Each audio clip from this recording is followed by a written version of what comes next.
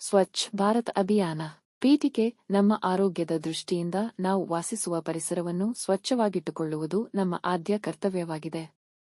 ಈ ದಿಸೆಯಲ್ಲಿ ಪ್ರತಿಯೊಬ್ಬರೂ ಸ್ವಯಂ ಪ್ರೇರಿತರಾಗಿ ಸ್ವಚ್ಛತೆಯ ಕಾರ್ಯದಲ್ಲಿ ತೊಡಗಿಸಿಕೊಳ್ಳಬೇಕು. ಇದು ನಮ್ಮ ಮನೆ ಪರಿಸರದಿಂದಲೇ ಪ್ರಾರಂಭಿಸಬೇಕು. ವಿಷಯ ವಿವರಣೆ: ಇದು ಕೇಂದ್ರ ಸರ್ಕಾರದ ಕಾರ್ಯಕ್ರಮವಾಗಿದೆ. ಮಾನ್ಯ ಪ್ರಧಾನಿಗಳಾದ ನರೇಂದ್ರ ಮೋದಿಯವರು ಗಾಂಧೀಜಿಯವರ 145ನೇ ಜಯಂತಿಯಂದು 2014 ಅಕ್ಟೋಬರ್ 2ರಂದು ತಾವೇ ಕಸಗೂಡಿಸುವ ಮೂಲಕ ರಾಜ್ಘಾಟ್ನಲ್ಲಿ ಕಾರ್ಯಕ್ರಮಕ್ಕೆ ಚಾಲನೆ ನೀಡಿದರು. ನಮ್ಮ ಓಣಿ, ಶಾಲೆ, ಕಚೇರಿ ಕಟ್ಟಡ, ಊರು, ನಗರ ಮೊದಲಾದವುಗಳನ್ನು ಸ್ವಚ್ಛಗೊಳಿಸುವುದು.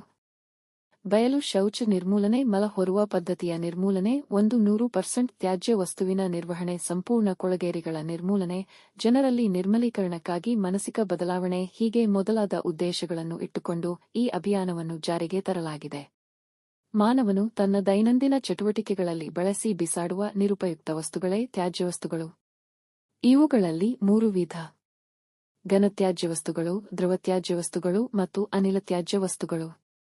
ಇವುಗಳನ್ನು ಸಮರ್ಪಕವಾಗಿ ನಿರ್ವಹಣೆ ಮಾಡದಿದ್ದರೆ ಪರಿಸರ ನಾಶವಾಗುತ್ತದೆ. ಮೊದಲ ಹಂತದಲ್ಲಿ ಮನೆ, ಕಚೇರಿ ಹಾಗೂ ನಮ್ಮ ಸುತ್ತಮುತ್ತಲಿನ ಪರಿಸರದಲ್ಲಿರುವ ತ್ಯಾಜ್ಯ ವಸ್ತುಗಳನ್ನು ಸಂಗ್ರಹಿಸಲು, ವೈಜ್ಞಾನಿಕ ರೀತಿಯಲ್ಲಿ ವಿಂಗಡಿಸಲು ಸೂಕ್ತವಾದ ವ್ಯವಸ್ಥೆ ಮಾಡಿಕೊಳ್ಳಬೇಕು. ಮರುಬಳಕೆಗೆ ಯೋಗ್ಯವಾದ ತ್ಯಾಜ್ಯ ವಸ್ತುಗಳನ್ನು ಮರುಬಳಕೆಗೂ, ಮರುಬಳಕೆ ಮಾಡಲಾಗದ ತ್ಯಾಜ್ಯ ವಸ್ತುಗಳನ್ನು ವೈಜ್ಞಾನಿಕ ರೀತಿಯಲ್ಲಿ ದಹಿಸಬೇಕು ಅಥವಾ ಭೂಮಿಯಲ್ಲಿ ಹೂಳಬೇಕು. ಅಮೆರಿಕದಲ್ಲಿ ಪ್ರತಿ ವರ್ಷ ರಿಸೈಕಲಿಂಗ್ ಸ್ಪರ್ಧೆಯನ್ನು ಏರ್ಪಡಿಸುತ್ತಾರೆ. ತ್ಯಾಜ್ಯ ವಸ್ತುಗಳಿಂದ ಸುಂದರ ಕಲಾಕೃತಿಗಳನ್ನು ತಯಾರಿಸುತ್ತಾರೆ. ನದಿಗಳನ್ನು ದತ್ತು ತೆಗೆದುಕೊಂಡು ತ್ಯಾಜ್ಯ ವಸ್ತುಗಳು ನದಿಗೆ ಸೇರದಂತೆ ನಿಗಾವಹಿಸುತ್ತಾರೆ. ವಿಯೆನ್ನಾದಲ್ಲಿ ದಹನಕ್ರಿಯಾ ಸ್ಥಾವರ ನಿರ್ಮಿಸಿರುತ್ತಾರೆ.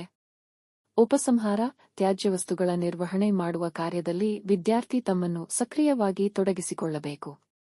ಕಾಂಪೋಸ್ಟ್ ತಯಾರಿಕೆ: ರಿಸೈಕಲಿಂಗ್ ಮಾಡುವುದನ್ನು ಹವ್ಯಾಸ ಮಾಡಿಕೊಂಡರೆ ಸ್ವಚ್ಛ ಭಾರತ ಅಭಿಯಾನಕ್ಕೆ ಚೊಚ್ಚಲು ಕಾಣಿಕೆ ನೀಡಿದಂತಾಗುತ್ತದೆ. ಈ ಬಗ್ಗೆ ಜನರಿಗೆ ಅರಿವನ್ನು ಉಂಟುಮಾಡುವ ಕಾರ್ಯಕ್ರಮವನ್ನು ಏರ್ಪಡಿಸಬೇಕು. ಇದು ನಮ್ಮೆಲ್ಲರ ಆದ್ಯ ಕರ್ತವ್ಯವಾಗಿದೆ.